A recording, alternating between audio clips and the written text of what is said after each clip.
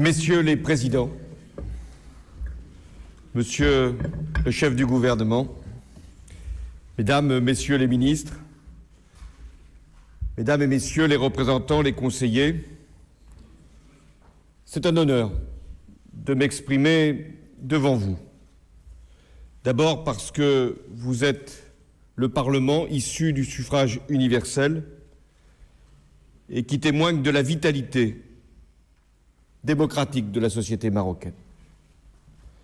C'est un honneur ensuite parce que nos deux pays ont su nouer avec le temps une amitié d'une qualité rare, pour ne pas dire exceptionnelle.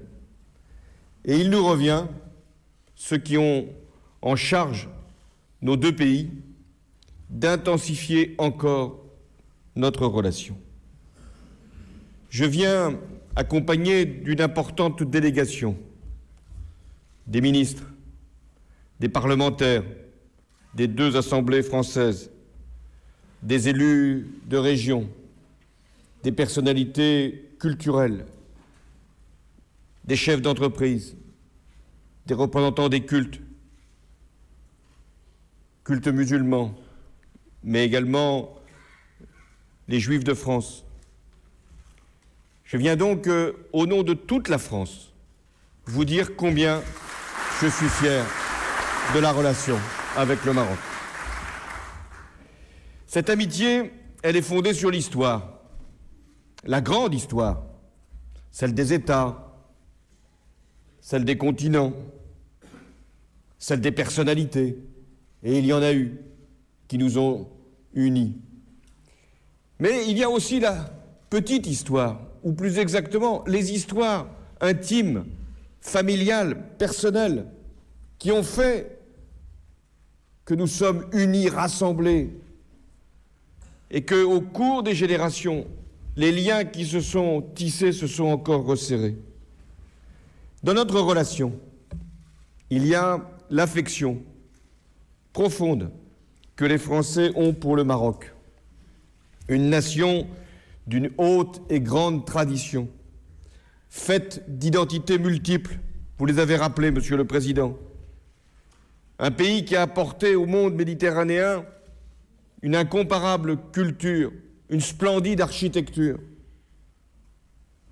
Et c'est ainsi que la France et le Maroc, au cours des siècles passés, se sont rencontrés dans le plus grand respect, jusqu'au début du XXe siècle, au temps des prétentions coloniales. C'est là que notre histoire a connu plus de tumultes et même une part d'ombre avec les atteintes à la liberté des Marocains, puis la longue, trop longue attente de l'indépendance.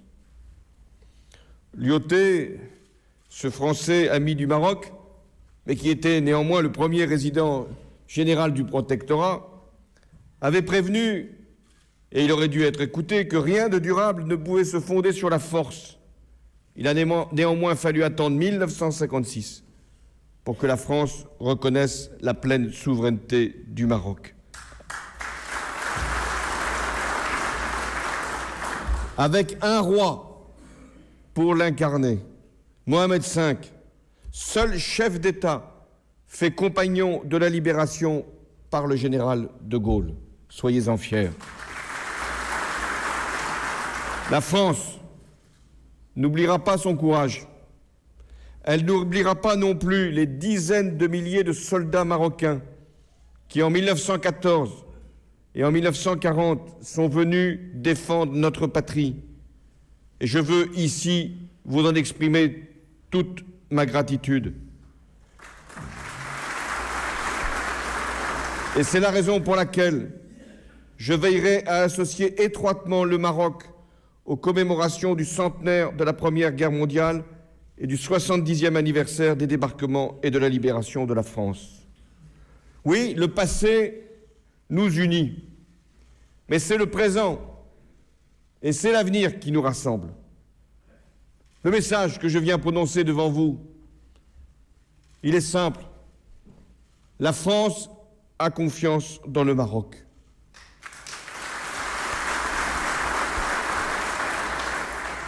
Votre pays, chaque jour, accomplit des pas décisifs vers la démocratie, conduit de façon cohérente son développement, assure son unité fondée sur la reconnaissance des diversités. Alors sûrement tout ne va pas aussi vite que certains le voudraient. Il y a toujours des critiques, des améliorations. C'est votre responsabilité. Et notre devoir, c'est de vous accompagner. Mais le Maroc s'affirme comme un pays de stabilité et de sérénité. Et je rends hommage à la volonté réformatrice du roi Mohamed VI, ainsi qu'à ce qu'il a précisé comme ambition pour le Maroc, et que je partage, d'être au rendez-vous des enjeux du développement humain. Ces enjeux-là, vous les avez avec votre Conseil économique, social et environnemental, réunis dans un certain nombre de principes. Le respect des droits et de l'accès aux services essentiels, le dialogue social, la gouvernance responsable, la protection de l'environnement, tout cela, c'est un moyen d'accéder à plus de croissance et plus de prospérité. Ici, au Maroc, vous avez été capable d'engager une démarche moderne, mais dans le respect de vos traditions. Ici, au Maroc, vous avez poursuivi le mouvement vers le pluralisme politique. Et, monsieur le chef du gouvernement, je sais que vous êtes resté 10 ans dans l'opposition, ce qui prouve bien, d'abord, qu'il faut être patient, et qu'ensuite, l'alternance est un processus irréversible. Ici, au Maroc, les droits des femmes progressent. La réforme du Code de la famille, la Mounavana, a été un progrès sur la voie de l'égalité. Et je sais l'engagement des femmes marocaines dans la vie publique. Fatima Mernissi a supporté leur voix. Et elle est entendue bien au-delà du Maroc. Ici, un regard courageux a été porté sur les blessures du passé. Une instance a été créée, Équité et Réconciliation, qui a permis d'engager un processus, non seulement pour reconnaître les violations des droits de l'homme qui ont été commises, mais pour indemniser les victimes. Eh bien, ça sert de référence. Beaucoup de pays devraient s'inspirer de ce modèle, de cet exemple, reconnaître le passé, apaiser les souffrances et parfois même indemniser les victimes. Vous avez adopté une constitution en juillet 2011. C'est plus qu'une constitution, c'est un programme. Et c'est une avancée. Elle instaure la séparation des pouvoirs, mais elle garantit la tolérance, puisque son préambule reconnaît le caractère multiple de l'identité marocaine, arabo-islamique, amazigh, saharo-hassani, enrichi des multiples affluents africains, andalous, hébraïques, et plus largement méditerranéens. Je sais aussi, malgré ces progrès, ce que sont encore les attentes du peuple marocain en matière d'emploi, de santé, de justice, d'équité sociale. Il y a des impatiences partout, il y a des inégalités à réduire, mais je sais que vous avez la volonté de faire face et de réaliser ce que vous avez promis aux Marocains. Et c'est la raison pour laquelle nous avons un devoir commun, avancer ensemble. C'est notre vocation. D'abord parce que nous partageons une communauté. Une communauté de langue, c'est déjà beaucoup. Une communauté de culture, une communauté de voyage, de déplacement. Il y a en France tant d'amoureux du Maroc que je n'ai pas pu les emmener tous dans cette délégation.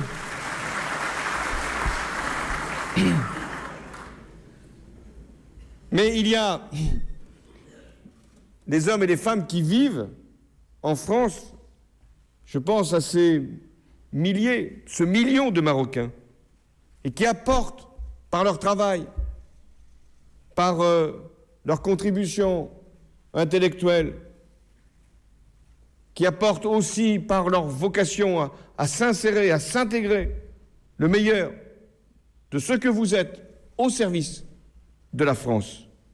Et puis, il y a aussi ces 80 000 Français qui résident au Maroc, et sans doute bien davantage, et qui, là aussi, contribuent au développement économique, à l'attractivité du Maroc et à une meilleure compréhension. Nombre de mes compatriotes sont d'origine marocaine et sont devenus pleinement français, sans rien oublier de leurs racines, et contribuent au rayonnement de la France. Je pourrais citer des intellectuels, des entrepreneurs, même des responsables politiques, des cinéastes, des musiciens, je ne parle pas des humoristes.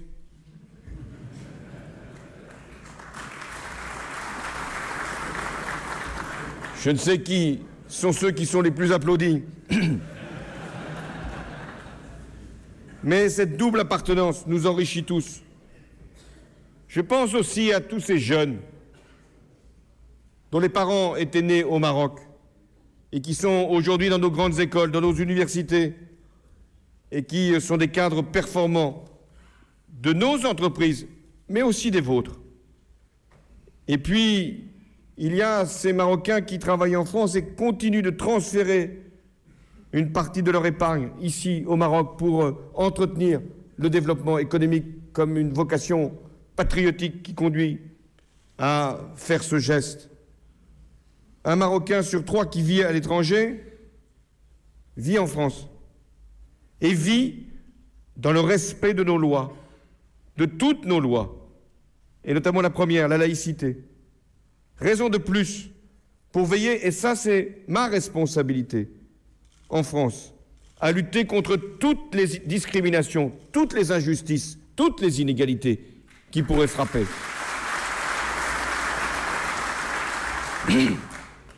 Notre lien, c'est aussi la langue française, notre patrie commune, la patrie de toutes celles et de tous ceux qui nous font l'honneur de la parler. Cette langue, elle a inspiré vos plus grands écrivains, Abdellatif Labi, Tahar Ben Jelloun, l'un et l'autre lauréats du prix Goncourt, qui sont de parfaits exemples de la symbiose de nos deux cultures. Nulle part ailleurs qu'au Maroc, notre coopération linguistique n'est aussi développée. L'Institut français accueille 65 000 étudiants dans ses classes.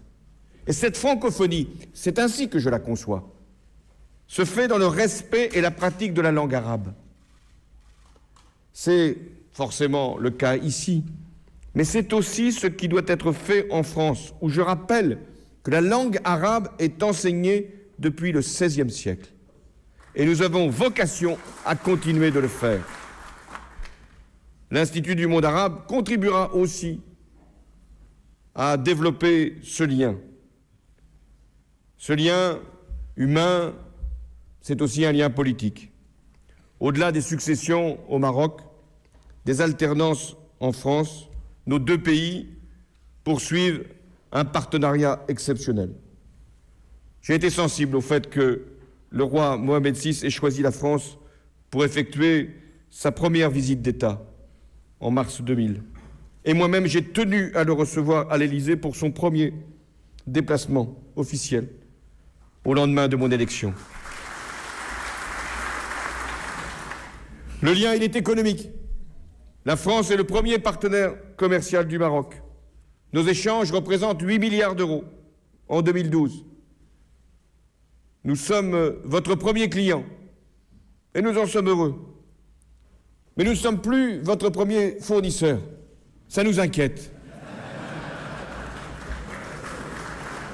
Alors nous allons faire effort, car la responsabilité dans un univers de concurrence n'est pas de mettre en cause le client, c'est de mieux le servir. Et comment ? La France est le premier investisseur au Maroc. Près de 6 milliards d'euros ont été investis par des entreprises françaises au cours des 10 dernières années. Près d'1 milliard au cours de la seule année 2012. Au Maroc, il y a 800 entreprises de toute taille, de toute spécialité, et qui travaillent et emploient même jusqu'à 100 000 personnes. Alors comment pouvons-nous être meilleurs que nous ne le sommes? En investissant? Sûrement. En emmenant des petites et moyennes entreprises? Assurément. Et vous, en assurant le meilleur accueil. Mais il faut aussi que nous ayons des projets communs. L'Agence française de développement est un bailleur de fonds important et doit le rester. Elle soutient largement vos projets. Je pense au plan Maroc vert, à l'opération Halieutis pour les ressources aquatiques, à la stratégie d'émergence industrielle que vous développez, au plan solaire et d'une manière générale aux énergies renouvelables. Eh bien, la France sera au rendez-vous de ces réalisations, comme elle l'est pour le port de Tanger-Med, pour le tramway de Casablanca, pour le train à grande vitesse.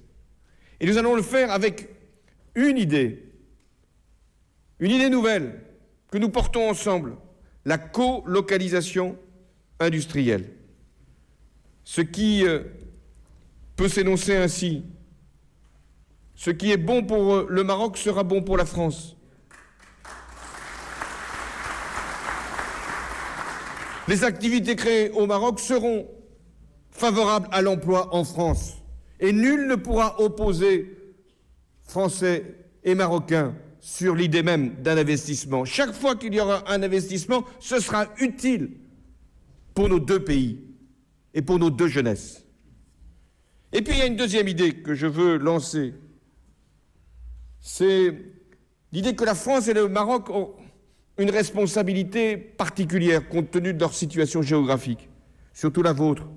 Vous qui êtes un pays arabe, africain, musulman, ouvert sur la Méditerranée, ouvert sur l'Afrique, et nous, la France, pays également méditerranéen, avec des relations historiques avec l'Afrique, eh bien, nous pourrions coordonner nos actions, converger dans nos réalisations pour investir largement autour de la Méditerranée et en Afrique. Et je lance un appel que les entreprises françaises et marocaines s'associent les unes les autres et fassent cette démarche d'aller développer l'Afrique, grand continent émergent, pour que nous puissions être utiles et en même temps servir les intérêts économiques de nos deux pays. Je l'ai dit, le Maroc maîtrise son propre changement. Et ce n'est pas facile, et notamment dans cette région. Je salue les printemps arabes, les processus engagés depuis maintenant 2 ans sont prometteurs et en même temps porteurs de risques et parfois chaotiques, nous le voyons. C'est pourquoi nous devons conjurer toutes les menaces. La France ne veut pas juger. La France ne donne pas de leçons. Elle a simplement des valeurs et des principes, non pas pour elle-même, non pas pour tel ou tel pays, mais des valeurs universelles. Quelles sont-elles? Vous les partagez? L'état de droit, le pluralisme politique, le respect des minorités, l'égalité entre les femmes et les hommes, la démocratie.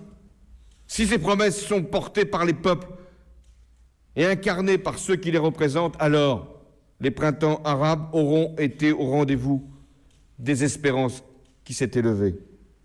Mais sinon, si c'est le recul, si c'est le désordre, si c'est le repli qui l'emporte, alors ce seront de nouvelles menaces pour la région et pour le monde.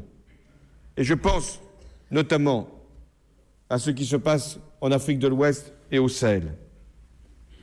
Depuis plusieurs années, cette région est soumise à l'influence de groupes terroristes. Ils ne constituent pas d'ailleurs un péril simplement pour les pays concernés ou les pays voisins, mais une menace pour toute l'Afrique et pour l'Europe. Et c'est la raison pour laquelle la France a pris ses responsabilités au Mali, au nom de la communauté internationale. Et je remercie le roi, le gouvernement marocain le Parlement marocain pour son soutien, parce que vous êtes un pays saharien, riverain du Sahel, et vous savez mieux que d'autres ce qui est en jeu. Et donc, la France, avec la communauté internationale, avec les pays africains, demain avec les Nations Unies, aura assuré l'intégrité et la souveraineté du Mali et empêché l'établissement au cœur de l'Afrique d'un sanctuaire terroriste.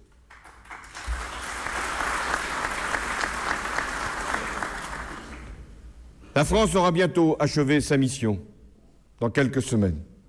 Les forces africaines vont prendre le relais. Le Conseil de sécurité va déployer une opération de maintien de la paix. La France y prendra sa part. Dans ces conditions, la réconciliation nationale au Mali, le dialogue indispensable entre le Sud et le Nord, entre des populations diverses, devra être engagé. Et le processus politique devra se poursuivre, c'est-à-dire avec des élections qui devront être organisées à la date prévue pour permettre que la démocratie soit au rendez-vous de la souveraineté. L'action que nous menons ensemble, Français et Marocains, dans cette région, s'inscrit dans un cadre qui est la Méditerranée. Cette blanche mer citoyenne, comme l'appellent les Arabes. Voilà notre ambition. Voilà notre belle idée, celle que nous avons en partage. Une Méditerranée de projets. Au moins 10 pays sont concernés. Et nous avons les mêmes intérêts. Quels sont-ils? Faciliter les échanges, ouvrir des espaces communs de développement, aller plus loin vers les nouveaux domaines de l'action publique, les énergies renouvelables, la sécurité alimentaire, l'accès à l'eau, la formation professionnelle, les universités. Voilà ce que nous devons faire autour de la Méditerranée, avec un principe, la mobilité, la circulation, la confiance. Alors nous devons avancer. Avancer d'abord en prenant des initiatives entre l'Europe et le Maghreb, autour des idées que j'ai développées, la colocalisation industrielle. Et d'ailleurs, nous en fournissons une preuve. Ce qui se passe à Casablanca avec une centaine d'entreprises aéronautiques françaises et marocaines. Voilà ce que nous devons proposer comme exemple pour l'Europe et pour le Maghreb. Le Maroc est un partenaire de l'Union européenne. Il dispose d'un statut avancé depuis 2008. Il y a des négociations qui vont bientôt se conclure pour un accord de libre-échange. Nous soutenons cette initiative. Et vous devez prendre toute votre place dans la relation avec l'Europe. Mais cette Méditerranée, si nous voulons la construire, si je puis dire, ça ne se fera pas sans les peuples, sans leurs représentants, donc sans les parlementaires. Je me réjouis qu'il y ait déjà un forum parlementaire franco-marocain qui puisse se tenir d'ici la fin de l'année. C'est une première illustration. La Méditerranée, elle ne se fera pas sans les collectivités locales, les régions, les villes. Et là encore, la coopération décentralisée, elle est exemplaire entre la France et le Maroc et je souhaite qu'elle aille encore plus loin. La Méditerranée, elle ne se fera pas sans les entreprises, parce que ce sont elles qui créent les richesses et les emplois. Et tout à l'heure, je clôturerai le 3e forum économique. En un an, entre les entrepreneurs français et les entrepreneurs marocains. La Méditerranée, elle ne se fera pas sans la société elle-même. Toute la société, et notamment les femmes. Et je sais que les ministres des droits des femmes de nos 2 gouvernements préparent une initiative de réunir les femmes de la Méditerranée à Paris en juillet prochain. La Méditerranée, elle ne se fera pas non plus sans les jeunes. Et donc, je veux que nous mettions l'éducation, la formation, les échanges universitaires comme une clé de notre développement commun. En septembre s'ouvrira l'université Euro-Méditerranée de Fès et nous devons aller vers un Erasmus de la Méditerranée.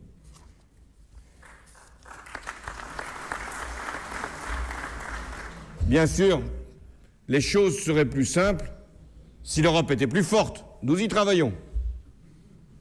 Et si le Maghreb était plus uni, vous y travaillez. Parce que nous avons besoin de ces unions régionales. Nous avons besoin de cette confiance, de ces économies qui s'échangent. Je sais la difficulté, avec un horizon sans cesse repoussé pour l'Union du Maghreb. Nous en avons parlé, y compris à Malte, dans cette réunion 5+5. Et pourtant, il y a des projets qui peuvent y contribuer. L'autoroute transmaghrébine, qui a vocation à relier la Libye à la Mauritanie. Et je sais d'ailleurs que dans les peuples, les aspirations à cette union sont très grandes, que les capacités, les potentialités économiques sont énormes. Alors je connais aussi le blocage. Il y a la question du Sahara occidental qui attend son règlement depuis plus de 30 ans. L'impasse actuelle est préjudiciable à tous. Je dis bien à tous. Aux familles séparées, aux réfugiés des camps, aux tensions entre les pays du Maghreb. Et s'il y avait un argument de plus qu'il conviendrait d'ajouter, c'est que la crise au Sahel rend encore plus urgente la nécessité de mettre fin à cette situation.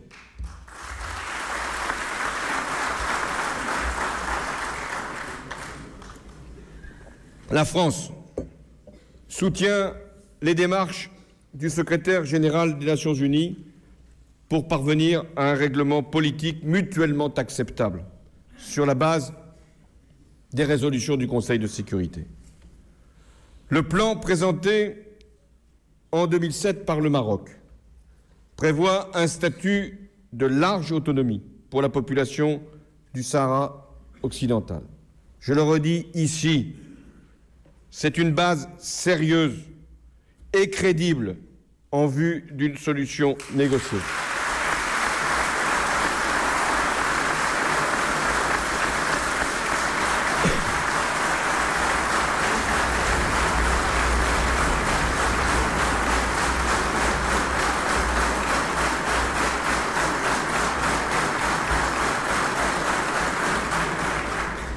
Mais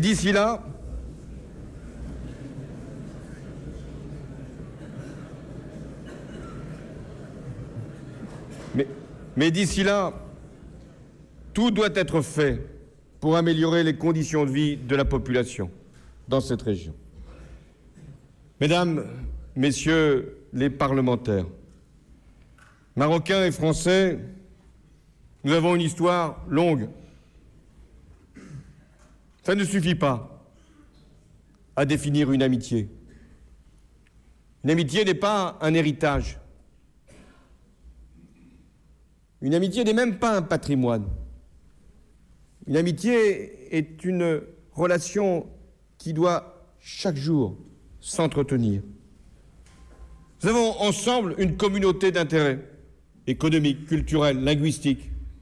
Oui, ça c'est un acquis considérable pour nos relations. Mais si nous voulons continuer à être dans ce rapport, celui qui nous unit, nous devons porter une vision politique commune pour la région, pour la Méditerranée et pour l'Afrique. Et nous devons nous réunir autour de grandes causes, le développement durable, la préservation de la planète, la lutte contre les inégalités, la démocratie, la culture, la jeunesse. Et ma conviction, elle est donc la vôtre. Rien ne sera grand sans que le Maroc et la France y contribuent.